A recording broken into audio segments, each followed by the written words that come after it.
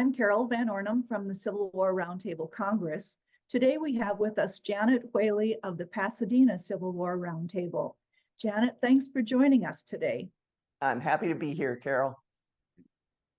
The Civil War Roundtable Congress created an initiative to interview roundtable leaders for the purpose of sharing their roundtable successes and their challenges with the roundtable community. We also hope that they will offer ideas and perspectives which will help others grow. So let's start with you, Janet. Tell us a bit about your background, where you grew up, your education, your career, and where you found your interest in the Civil War. Well, thanks for asking, Carol. I am a native Californian, which is kind of rare these days. Grew up in the San Fernando Valley. I spent my career the first 22 years in nonprofit management, and then the next 20 years after that in for-profit management for an investment company. So I got a great grounding and got to see both sides of the business world. I got my interest in the Civil War from my dad. He showed me the discharge papers from my great-great-grandfather, Elias Whaley, who served in the 11th Indiana with under General Lew Wallace. And that got me, I'd always been interested in history, but that got me interested in what he had done through the Civil War. And I thought it would be great to study the war walking in his shoes. So I made it a challenge for myself to visit all of the battlefields that were listed in his discharge papers. And it took me 15 years, but I got to visit all 9 battlefields and see what he had done with his life and the territory, how it would have been spread out for all of his and his comrades' travel, all the distances they would have had to have gone. So it made me realize and get more interested in the Civil War by walking in his shoes. That's an interesting way to do it. Thank you. So how long have you been leader of your roundtable? I joined the Pasadena Civil War Roundtable in the early 1990s, and I've served as the treasurer and the program chair for the last 25 years. What was your assessment of your roundtable when you took it over or joined? Well, it was a very small group, about 5 gentlemen. I was the only woman in the room, and it was very insular. They kind of treated it like a boys' club, that they wanted to keep that small and intimate. And so because we have a great amount of Civil War roundtables within driving distance, there are 5 of them in the Southern California area, I joined the other Civil War roundtables so that I could get more exposure to what I felt I needed. But eventually, after a couple of years, the president asked me to become the program chair, and I took that as a great honor, and I really got excited about doing the job. So I started to publicize the meetings, and our membership began to grow, which was not quite the vision that that president had for the roundtable. So unfortunately, he eventually resigned, and I continued to do what I thought was my job and get interesting speakers and publicize the meetings so that more people would know about it, and it eventually began to grow. Did you have support from the other members once this person left? Yes, absolutely. Our new president, Nick Smith, took on at that point in time, and he was all gung-ho about growing the roundtable. In fact, we have outgrown several of our meeting locations with the local public library in Pasadena. So we moved from branch to branch as our membership has grown. So it's a good problem to have, to be running out of meeting space. What was your most shining or valuable moment or accomplishment that you've had? Well, in 2003, the Pasadena Roundtable hosted the West Coast Civil War Roundtable Conference. And this was a gathering of Civil War Roundtable leaders from all along the Western states. And it was a big step up for us to be able to do that. We had a good core of volunteers that wanted to help with it. It was a good success. We had about 80 people attend the conference.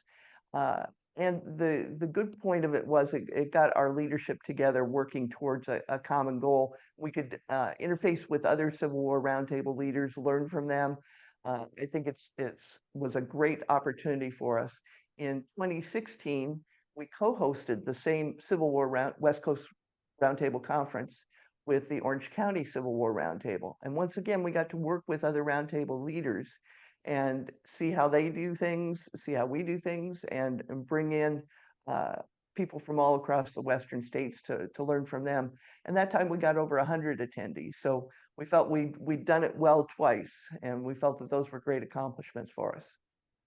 Has it helped your roundtable grow in membership? It definitely has.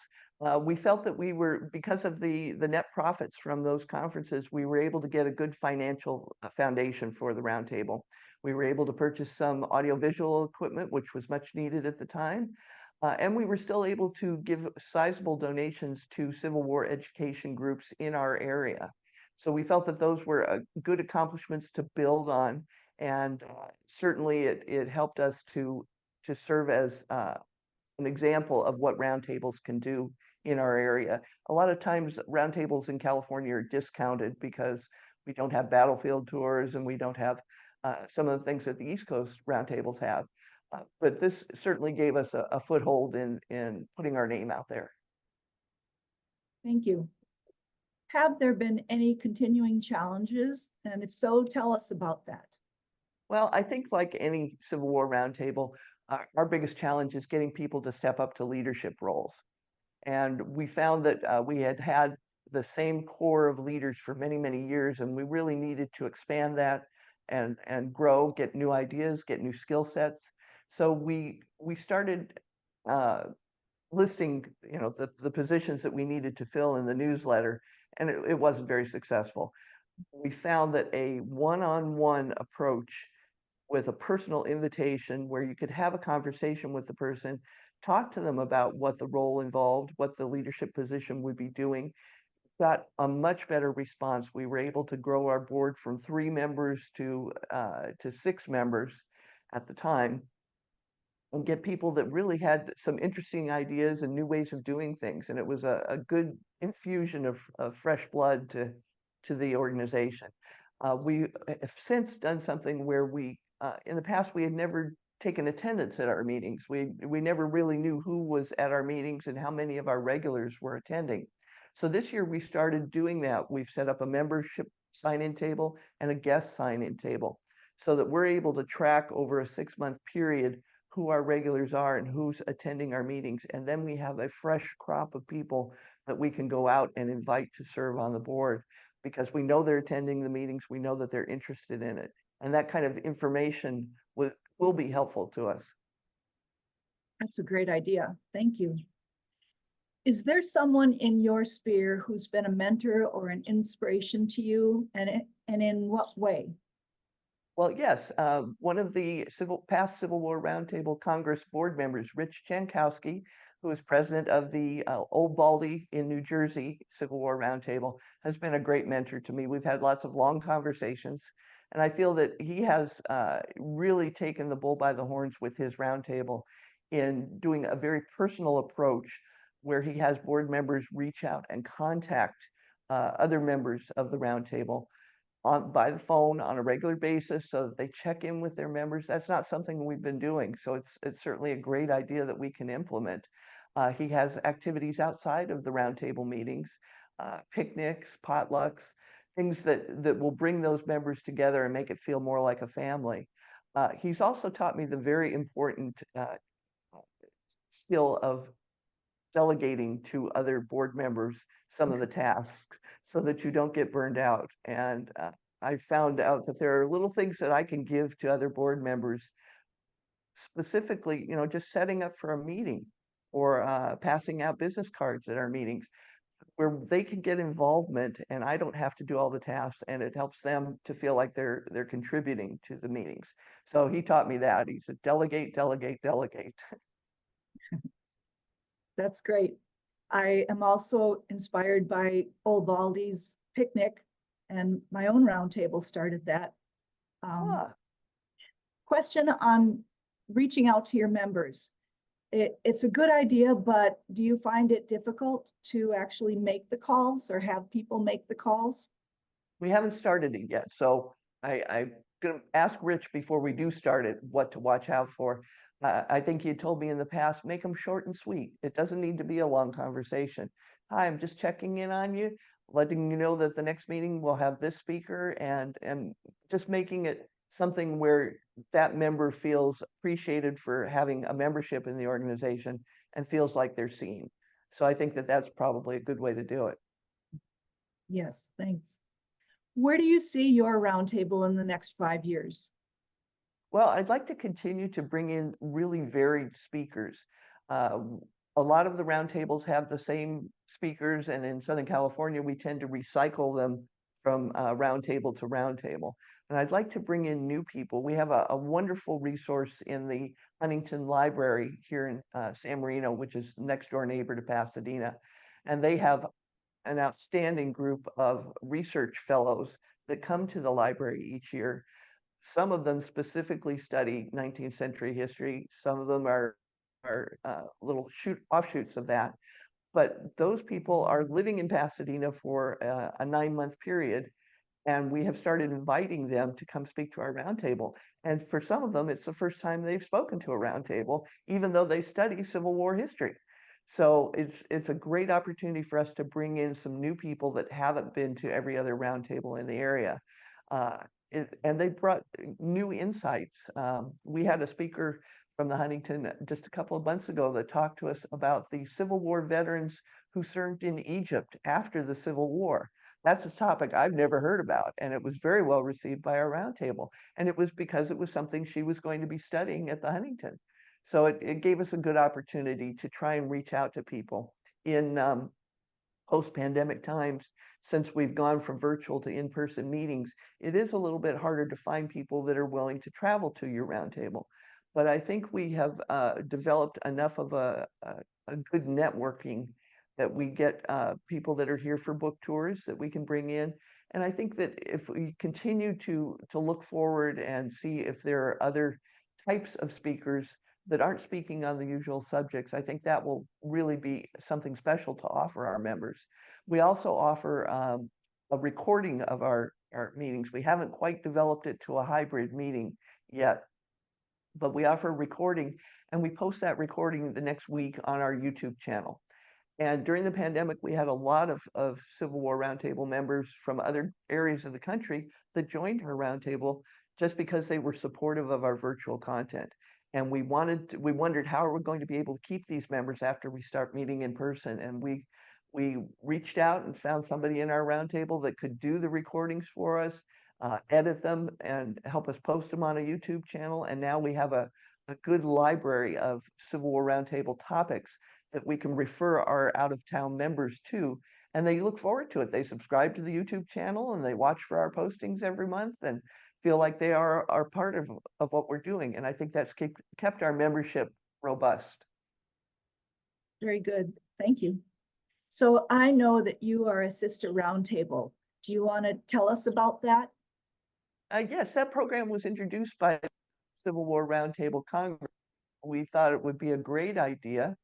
And we had a roundtable that's about an hour's drive away from us, the Inland Empire Roundtable in Redlands, California. They reached out to us and said that they were trying to reestablish their roundtable. And so we developed a sister Civil War Roundtable relationship with them in 2021, helped them with establishing PayPal on their website, referring speakers to them, helping them with getting their membership online into a database. And I think that it's something that where we have done certain things over the years, we can offer that help to another roundtable that maybe hasn't thought of how to approach it. We've had a great relationship with them. And in 2022, we nominated them for the Civil War Roundtable Congress's Phoenix Award. And that's an award for a roundtable that has been revived or had gone dormant. And they were the winner of that very first award. And we are very proud of what they've done. They have an enthusiastic group of volunteers, and they teach us things that we haven't done yet. And we share the same thing with them. So it's been a good relationship. Nice. Do you want to talk at all about the Southern California Alliance? Sure.